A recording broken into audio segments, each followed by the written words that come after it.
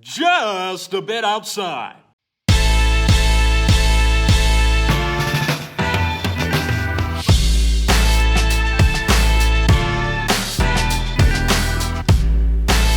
Welcome on in to another episode of Nate Hit the Foul Bowl. I'm Zach Goodman here with Matthew Pine. Today we're going to talk about the Orioles' best seasons of all time and the best teams. So how you doing today, Matt?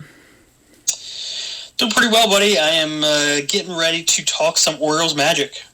Yeah, we're going to have 8 different teams. We're both going to present 4 and make our cases. And then we're also going to post Twitter polls. And you're going to decide who the best Orioles team is of all time. But you're going to get our opinion today. So let's start off with our 4 seeds. My 4 seed was the 1997 Orioles. They went 98-64, managed by Davey Johnson. They ended up losing in the ALCS to the Indians. This was a pretty good season because it's one of the first seasons in a while that the Orioles had won a lot of games. Definitely one of the better seasons in the 90s that we had.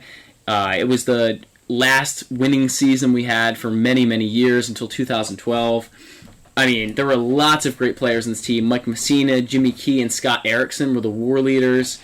Mike Mussina obviously had a great season before he was shipped off to the Yankees.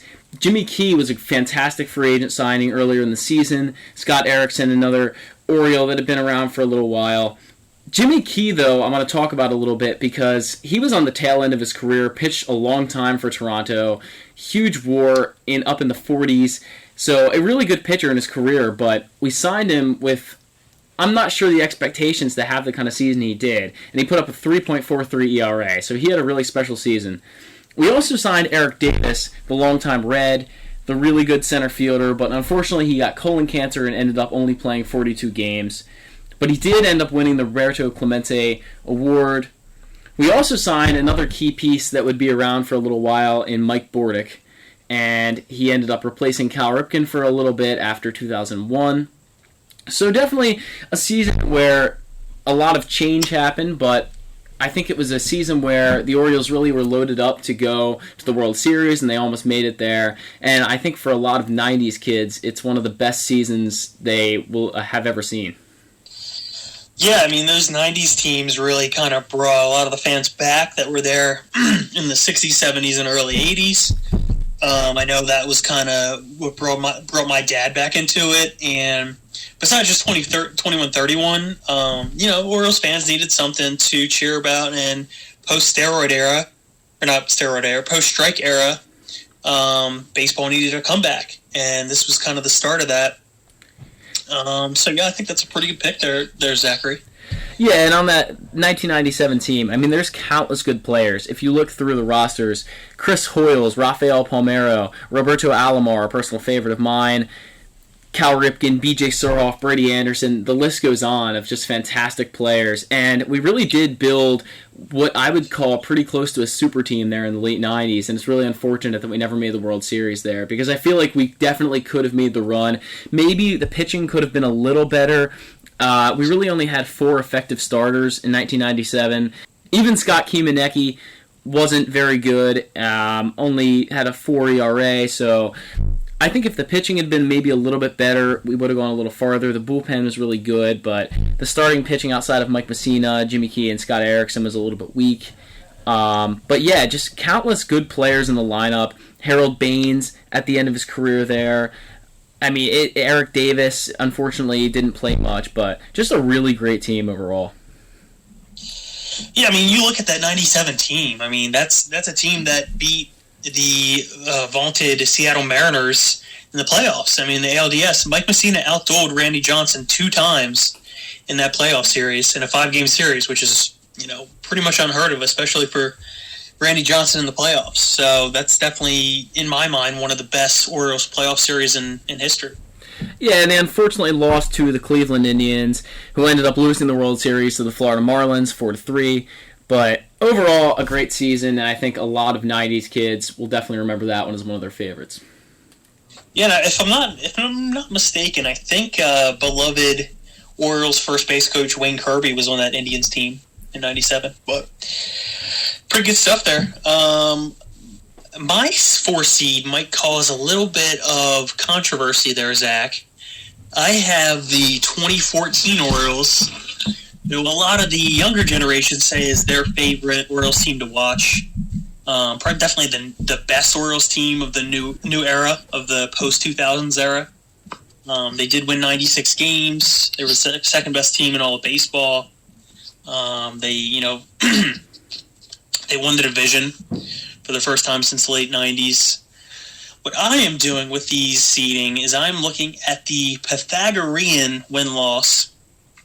Getting a little nerdy on you there, Zach, but I'm trying to see if their actual record matched up with what their projected record based off their runs scored and the runs allowed matched up to. And the 2014 Orioles, while they won 96 games, their projected win total was only 94 games. So they maybe outdid themselves a little bit. And that is why I have them as my 4 seed. And that's really mainly just because there's so many strong Orioles teams in history. I mean, this is a team that they made it to the ALCS, but they did get swept. And the defining moment, I think, of that season was the Delman Young, double to beat the Tigers in the ALDS. This was a team that was completely loaded with hitting. I mean, you had Nelson Cruz, who was only there for 1 year, but he felt like an Oriole legend just for that 1 year. He led the major leagues in home runs. But one interesting stat I saw, Zach, was that Steve Pearce, yes, that's Steve Pearce, led the team in OPS plus that year with 157, which means he was 57% better than the average major league hitter, and he did that in just 100 games, but he also had a 930 OPS. So, yeah, and I heard Dan Duquette say after the 2014 season that he kind of saved their season, and he really did. I mean, he had so many great moments. Steve Pearce always came through when you needed him to, and he was great with Boston in the postseason just a few years ago as well. So Steve Pearce, I think, will always be remembered as a guy, not really a great player, but a guy who would just kind of show up when you needed him to, and will go down as one of the only players to play for all AL East teams in the history. So he's a pretty interesting player. But yeah, 2014 was one of the first seasons that I had seen a winning baseball team. Obviously, growing up in the 2000s, it was pretty terrible. There were a few great players like Brian Roberts to watch and Adam Jones, of course, but really hadn't seen much good baseball until 2012 when Dan Duquette and Buck Showalter came in. And then 2014, it really got good. We won 96 games. Definitely a heartbreaking sweep by Kansas City, but the Tigers series certainly provided us with some fantastic moments. We beat David Price, Max Scherzer, Justin Verlander, and yeah, I mean, it just a great season. And Nelson Cruz was a great signing. Delman Young, lots of guys that provided some home runs. We were one of the best home run hitting teams back then. Even Steve Pearce had 21 off the bench, which is pretty insane. Nelson Cruz led the league, obviously, in home runs. Chris Davis had 26. It was a little bit of a down year after coming off the 53 in 2013. But, it was a slugging club. Again, I think that if you look at a lot of the Orioles teams through history, and 2014 is certainly no exception, pitching is just not where it needed to be, where we were going to win a ton of games. So Chris Tillman was probably the best starter, put up a 3.34 ERA. Wei-Yin Chen was good and obviously started ALDS Game 2 that we won against the Tigers. So there were some decent pitchers, but it wasn't exactly a great pitching team. And if it was just a little better, we might have gone a little farther. Yeah, that's really the only reason I ranked them as my 4 seed, just because the pitching was not... It's not like a total team. Like the teams we're going to talk about, and then the 3 seeds are better. I mean, those are complete teams. Those are teams that made it to the World Series. And this was just the best team of our generation. Doesn't mean they were the best team, Yeah, and you had guys just filling in, and I totally agree with that. It wasn't a super roster for sure. You had guys like T.J. McFarland and Evan Meek who grooved it. He grooved it. But you have those guys that just kind of fill in, and obviously you have a bit better pieces like Andrew Miller and Zach Britton and Darren O'Day, but you did have just a lot of fill-in guys that didn't provide a ton of stability in the Orioles' bullpen and starting rotation. So if we had just signed a frontline starter before that season, and I honestly don't remember who was available at the time, but we really needed to put ourselves over the top with pitching, we didn't, and I think that's why we got swept. Who do you got for your 3 seed?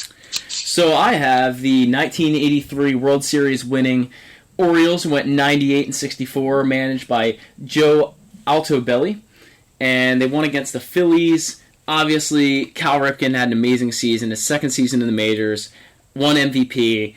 Eddie Murray, Scott McGregor were two other really good players in that year. Gary Renicky had an 803 OPS off the bench, which I thought was ridiculous. There's not a lot of teams that have guys who can come off the bench and have an OPS of 803. That's pretty impressive. And again, I think when you look at the 1983 Orioles, they just have a lot more of that complete team status than a lot of the teams that we have now and in the past 20 years or so for the Orioles.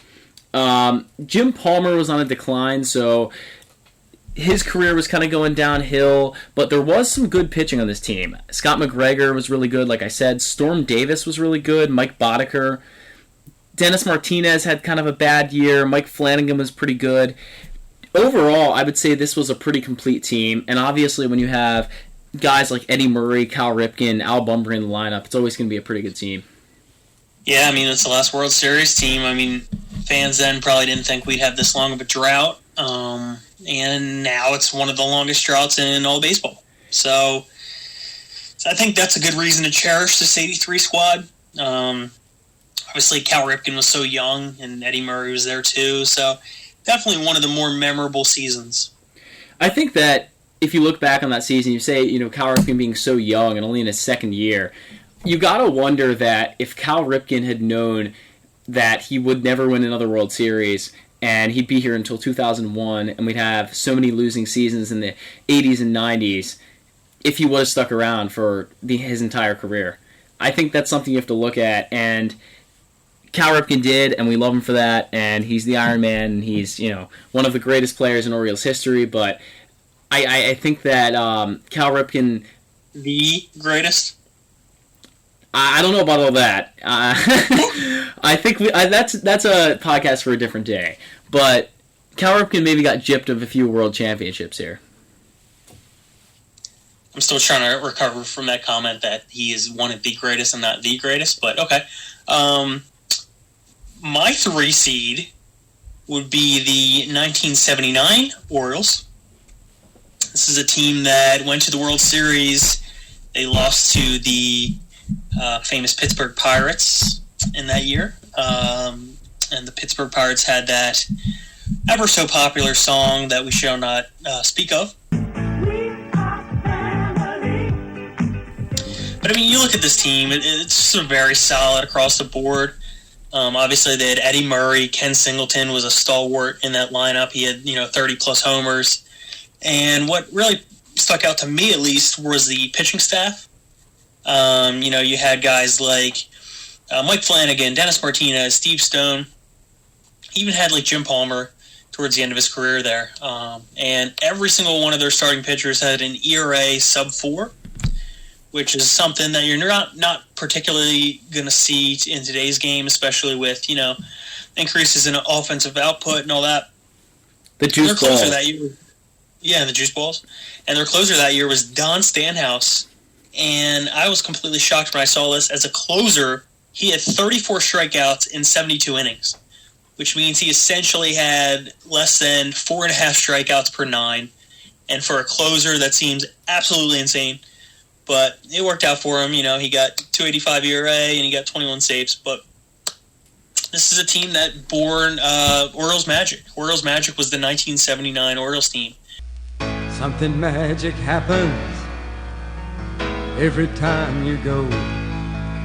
You make the magic happen. The magic of Orioles baseball. They lost to the Pittsburgh Pirates in 7 games in the World Series. And the day after they lost the World Series, they were greeted by 250,000 fans in the streets of Baltimore to congratulate the team. I mean, that was probably one of the most embraced teams that we've ever seen in the city. So for that reason alone, I could not put them as a 4 seed, and they don't quite stack up to the other 2 teams, but they are definitely a memorable team in Orioles history. Definitely a memorable team, and again, just a stacked roster. But you talk about a guy like Don Stanhouse, and it's a name that you may not be that familiar with. One-time All-Star, only a 5.7 WAR, but I think when you go back and you look at a lot of these teams, in Orioles history. You just find these guys that we found that were kind of diamonds in the rough, like Stanhouse. I mean, you could never expect a guy like Don Stanhouse to have a 2.85 ERA and put up 21 saves. That is very surprising. Like you said, it's just not something you would ever expect. So, yeah, I mean, I was watching some of their highlights today, and the Memorial Stadium was totally packed. I mean, they had tons of walk-offs. It was just like, and that was in the midst of the days of Wild Bill Hagee, when he would like get up and do the Orioles cheer. Oh, R-I-O-L, yes. Like, that was like at the peak of the Orioles are like Baltimore's team. Obviously, the Colts weren't really as relevant at that time, and they were out the door 4 years later. But they were really embraced by the city, and I don't think you see that not just in Baltimore today. I don't think you see that in any city today, really. How much they were loved and embraced. It didn't help when the Nationals came in and stole our market, but the point is, you're right that Baltimore was really in love with the Orioles, as they are now with the Ravens. I mean, you see the outpouring of support for Lamar Jackson and the Baltimore Ravens, and you haven't seen that kind of outpouring of support maybe since 2014 for Baltimore. So we definitely don't have the huge fan base that we used to. It's definitely gone down in the past few years, but I think as we start to get better here in the next few years and this rebuild concludes, we'll start to see a return of the fan base that maybe abandoned us for, the Washington Nationals or the New York Yankees or any team in this region. But this is definitely not uncommon that you see a team have its glory day here in the 60s, 70s, and 80s like the Baltimore Orioles. So I definitely think we need to get back to that soon. We can see that Orioles magic in the streets. The Oriole way. Yeah, that's right. So my number 2 seed was the 1971 World Series losing so good. Orioles. Such a good team. It was such a good team. And if you look up and down the roster of this team, it is absolutely stacked. I mean, I've been saying this for the other teams as well, but this team is truly one of the greatest teams ever assembled. And 4 20-game winners, I think that's what everyone's always going to talk about with the 1971 Orioles.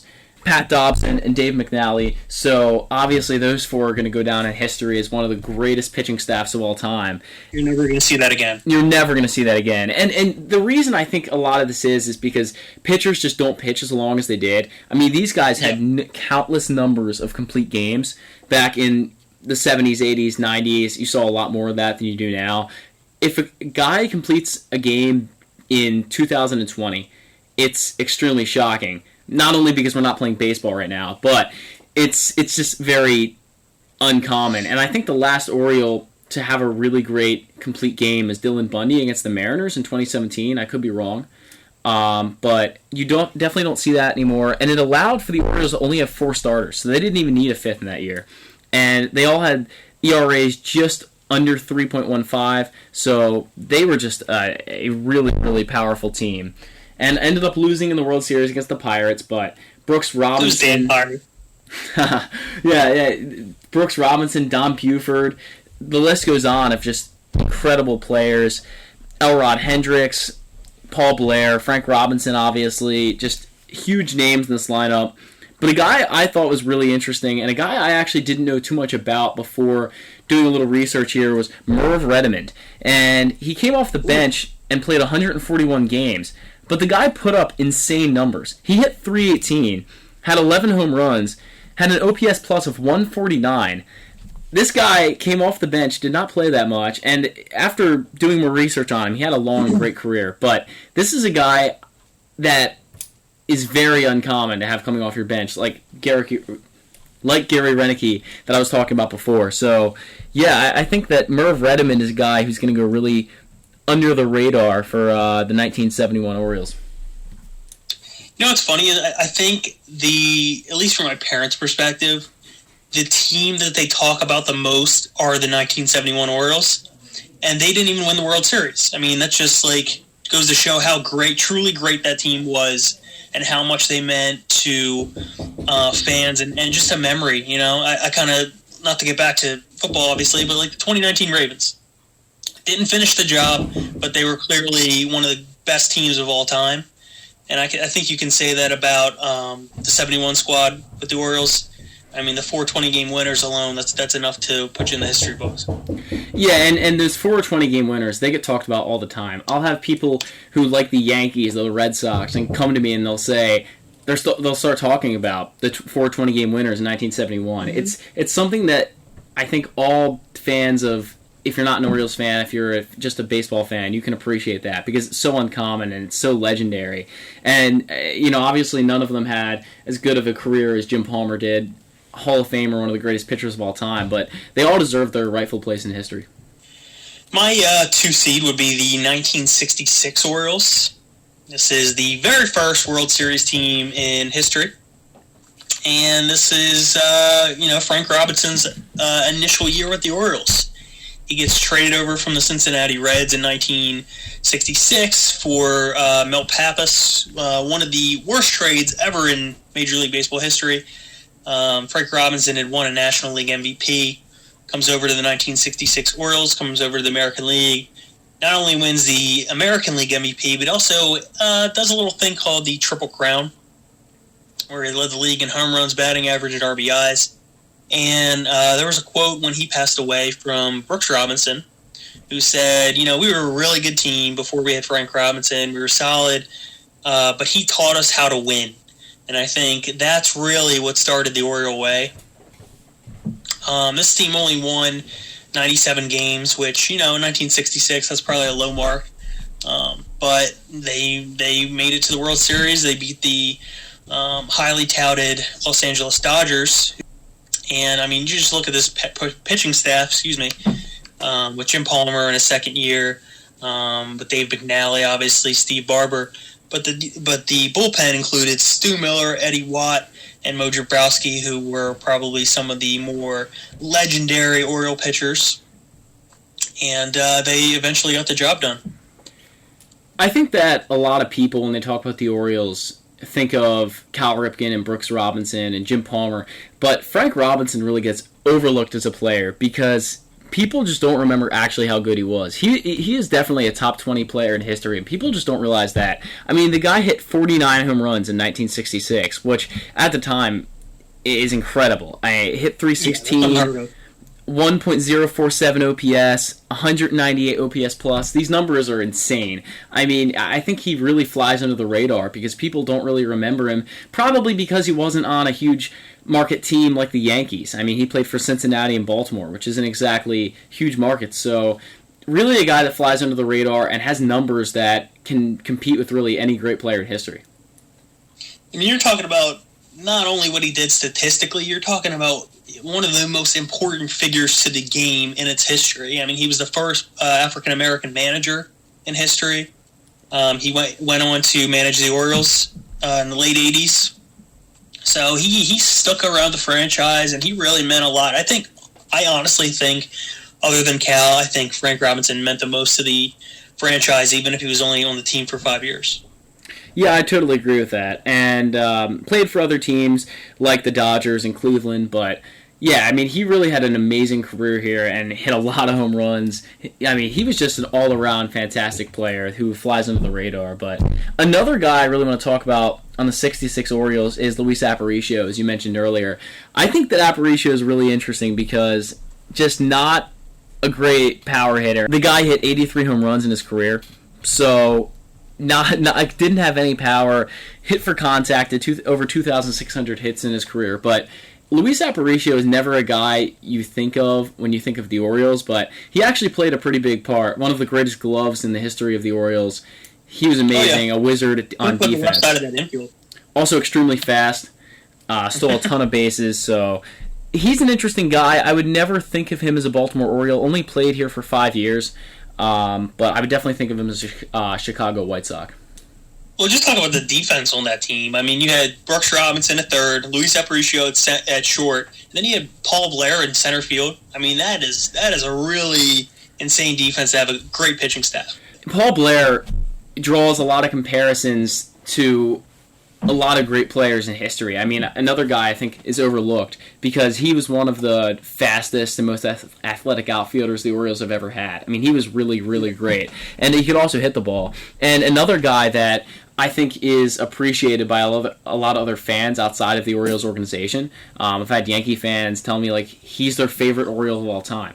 And it's just because of his pure athleticism, his ability to hit, steal bases. So he was a really great player, and I think that he is another guy that just flies under the radar. So my number 1 seed, and drum roll, please. It has to be the 1970 Orioles. This was a tough one. It could have been 1971. I put as my 2 seed, but I did put them there because they did win the World Series. And it's not only that they won the World Series, it's the team they beat. They beat the Big Red Machine, Cincinnati Reds. This is an incredible win because if you go and you look at the Cincinnati Reds roster, they had a stacked team. They had Johnny Bench, Lee May, Tony Perez, Pete Rose. This is a absolutely stacked team. And this is a team that not that many teams were able to knock off while they had their run there in the 60s and 70s. So just the fact that they were able to beat the Big Red Machine is really impressive. Boog Powell won MVP in 1970, which I think is really interesting because Boog Powell had a great career, hit a lot of home runs, well over 300. But again, if you said who was the 1970 MVP, I guarantee you pretty much everyone would never say Boog Powell. So just kind of a guy that I think a lot of people were probably really surprised by that won MVP that year. But there were some other great players. Jim Palmer, Paul Blair also played really big parts. They had 5 starters with an ERA under 4. They had 3 with 20-plus wins. One of the things that separates this team, too, is their run in the playoffs. They scored 60 runs in 8 games, which is just otherworldly. Gee. And then Brooks Robinson obviously made that highlight reel play that a lot of people compared to Manny Machado's play in New York a few years ago, where he ran to the right side of third base and just made one of the greatest plays of all time, and I don't think it will ever be rivaled.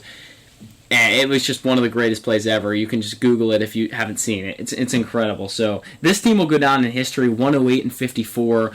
It might be the most games we'll ever win. I don't know, but that was a really special team. Yeah, I mean, 70 World Series. It's obviously well known for Orioles fans. The second ring, 2nd out of 3.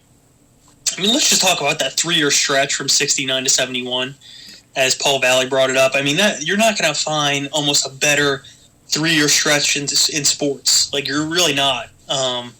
Obviously, there are teams that have won each and every one of those World Series. The Orioles only won 1 out of 3. But just in terms of talent and success, you're not going to find a better 3-year stretch. Yeah, I totally agree. And obviously, the 69 Orioles lost to the Mets in the World Series, but 3 teams that made the World Series in a row, which is just insane. And the Orioles may never do that again. And even a team like the Yankees or the Red Sox, super high-powered franchises, may never do that. So that's really impressive. And they were definitely one of the teams that could compete with the Big Red Machine and obviously beat them in 1970. My number 1 seed would be the aforementioned 1969 Orioles. They ended up winning 109 games, which is absurd. The Pythagorean win-loss had them winning 110 wins, 110 games. So, I mean, you're talking about a insanely strong powerhouse from start to finish. They lost in the World Series to the Miracle Mets, probably one of the most famous teams in MLB history. They lost in 5 games there. But, you look at this lineup. 6 of the 8 position players had an OPS plus that was at or above average. That's really hard to find, especially in that moment in time in the late 60s there. We're starting to see this rotation come together. Mike Cuellar, Dave McNally, Jim Palmer. 3 out of the 4 20-game winners that were in 1971 are there. Tom Phoebus is also there. So just look top to bottom. I mean, this is an Earl Weaver coach team. And they didn't make it all the way, but you can't argue with the talent on this team and the level of success that they reached.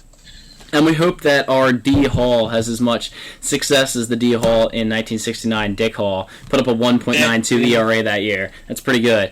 And an overall amazing team, pretty similar to the 1970 team. And, had a lot of the same players: Don Buford, Brooks Robinson, Frank Robinson, Paul Blair, as we already mentioned. Another just really special team, won a ton of games. The Mets are a team that, like you said, it was the Miracle Mets. Probably not many people expected to beat the Orioles in this World Series because the Orioles were just such a powerhouse, but they did win 100 games themselves, so just another really special season. And I mean, I wish I was alive during this time because this 3-year stretch, there's never a better time to be a fan. Never a better time. No, I think we got a little bit spoiled there. I think we got spoiled in the late 60s, early 70s, how good this franchise was. I mean, they were right up there with the Big Red Machine, Cincinnati Reds, the Pirates of that era, the Dodgers, and it's kind of what the Yankees experienced in the late 90s, that string of World Series victories and appearances. So, yeah, absolutely. Good times, good to look back on. For sure. I do have an honorable mention that didn't make my top 4, but I do have the 2012 Baltimore Orioles, and not because they were a great team, but I think it's the significance of this team, especially for people in my generation, and maybe even yours, Matt. This is the first winning team we've had in a long time, since 1997, as I mentioned earlier. This is a team that finished second in the AL East, obviously went on to the wild card game, which they won over Texas, and then lost in the divisional series to the New York Yankees. But this is a very special team.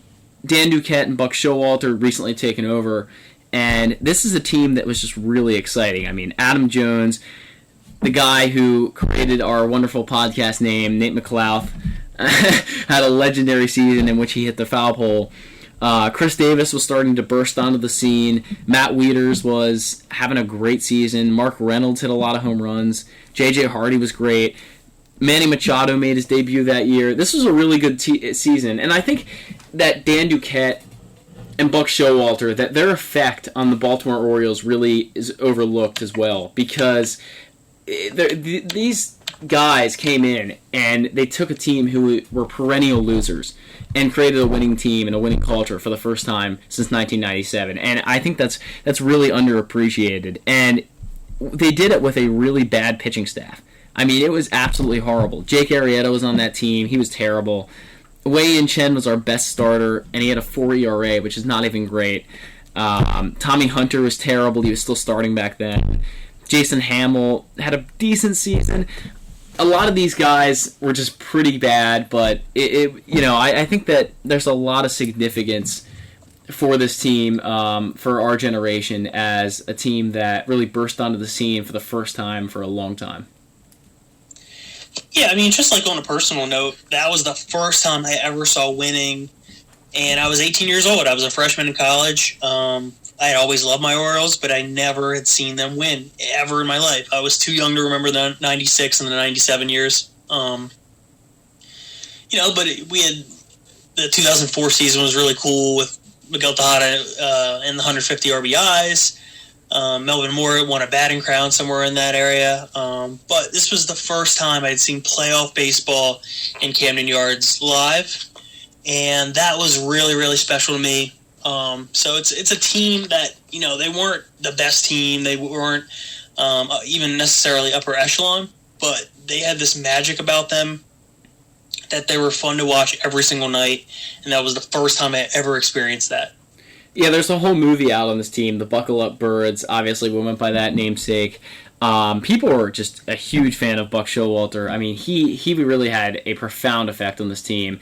And again, like I was talking about Dan Duquette before, I think a lot of people look back on Dan Duquette and remember his 2018 and before that, and the last few years there where he didn't sign Nick Markakis and Nelson Cruz and let a lot of good players go, but I think you really got to look at his effect on us coming in and really changing this culture around and making it just a great team for the first time.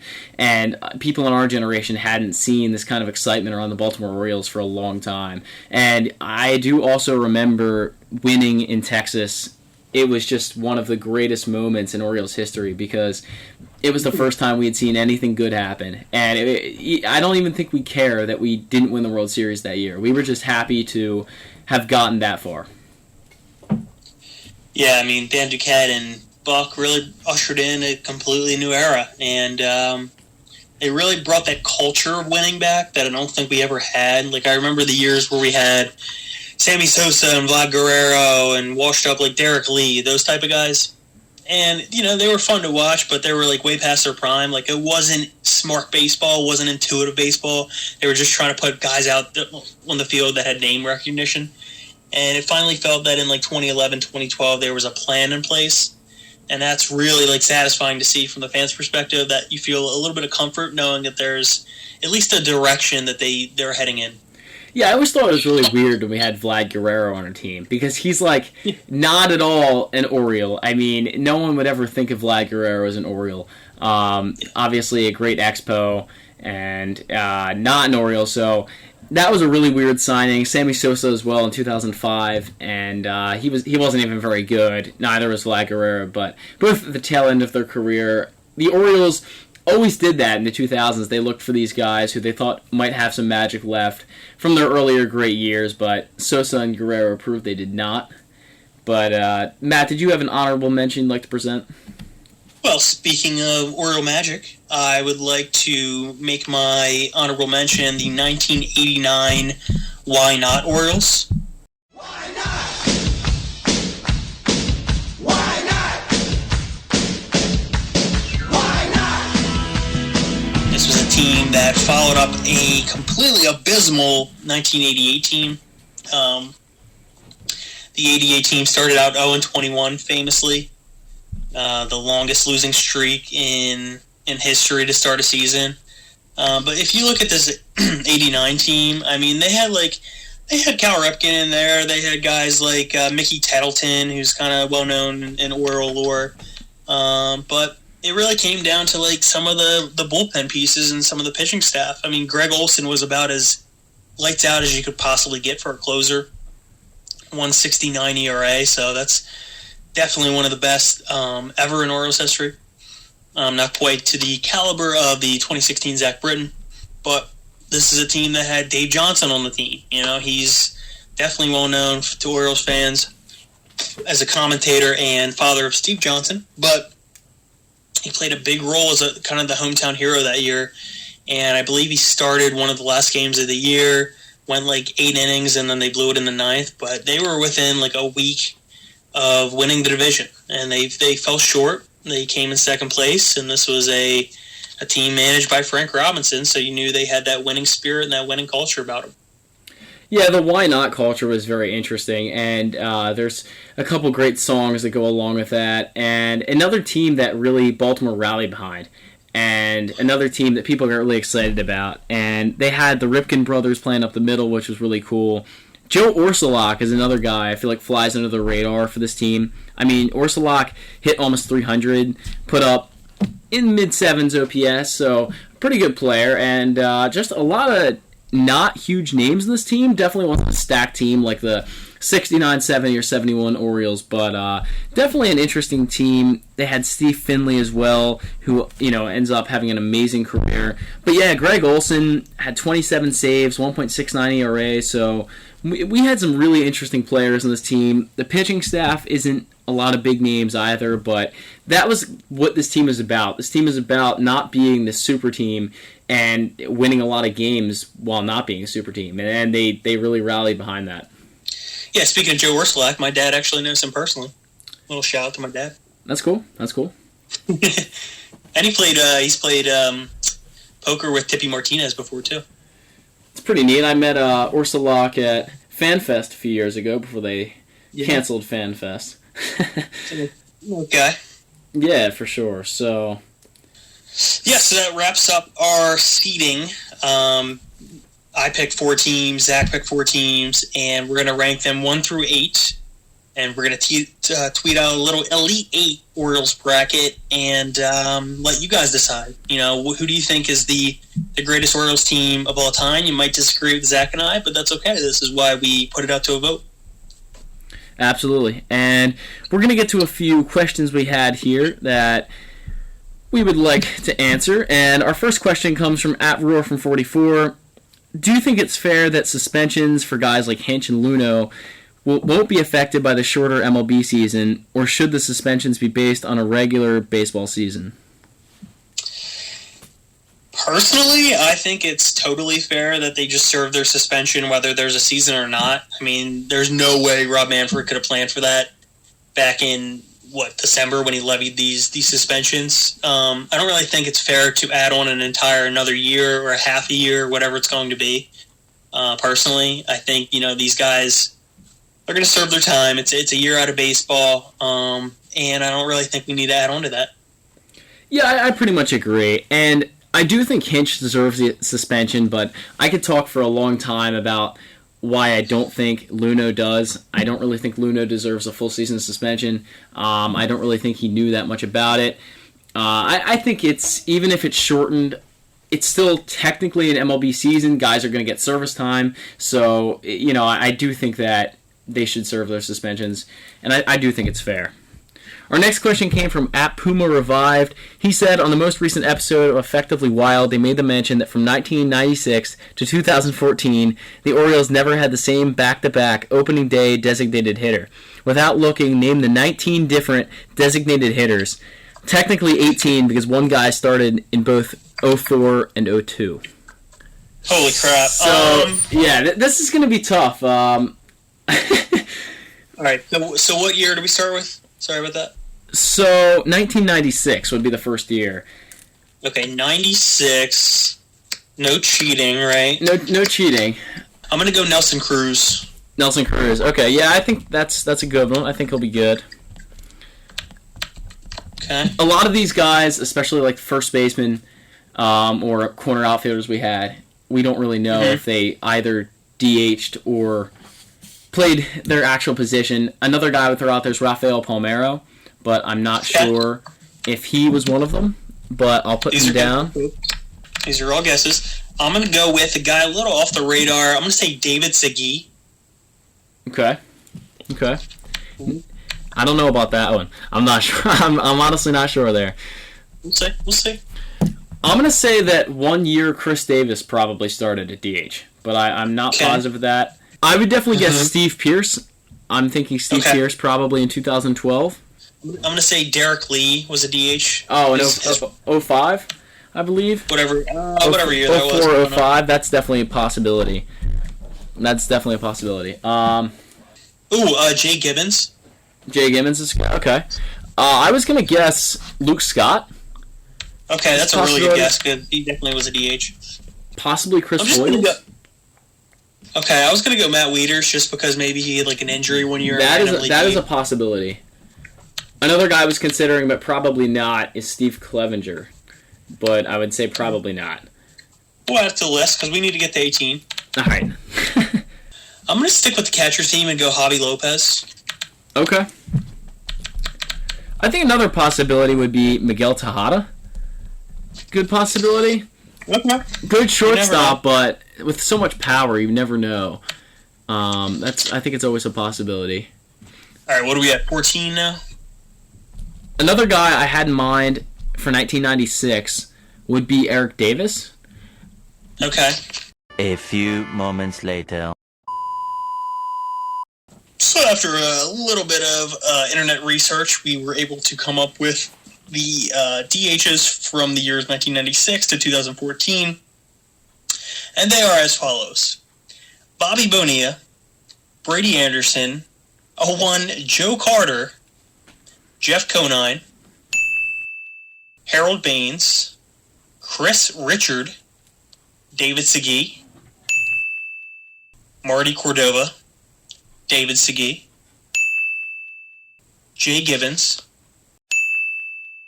Javi Lopez, Kevin Millar, Aubrey Huff, Ty Wigginton, Luke Scott,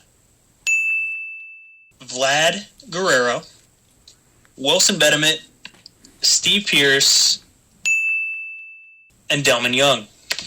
Yeah, there's 3 or 4 guys that we mentioned in the podcast earlier that we completely didn't even think about. So definitely one of the ones we're kicking ourselves on is got to be Marty Cordova for sure.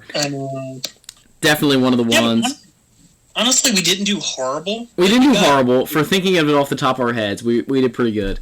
I'm sure a lot of fans who were more tapped into Orioles baseball at the time, because in 1996 I wasn't even alive, and Matt was barely alive. So maybe Orioles that were tapped in a little bit more back then would have known. That was a terrible too. Thank you very much. Matt was a terrible too. So, I think for our limited knowledge of DHs throughout opening day, I think we did all right. Yeah, I'm just doing the old tally here. It looks like we got 1, 2, 3, 4, 5 correct. It's not bad. Not awful. That'll about wrap up our Nate Hit the Foul Pole episode. Yeah, you can always, as always, follow us on Twitter at FoulPolePod. You can hear us on iTunes, SoundCloud, Spotify, and Google Podcasts. If you're listening right now on iTunes, I'm going to give you some homework, okay? Your job is to write us a review, give us a 5-star rating, and then tweet us that you did so, and we will be sure to give you a shout-out and a retweet. How about that? Anything else before we wrap this up, Zach? That's about it for me. We appreciate you tuning in. Stay tuned. We will be releasing another extra innings version of the podcast this week. So stay tuned for that, and we will talk to you next show.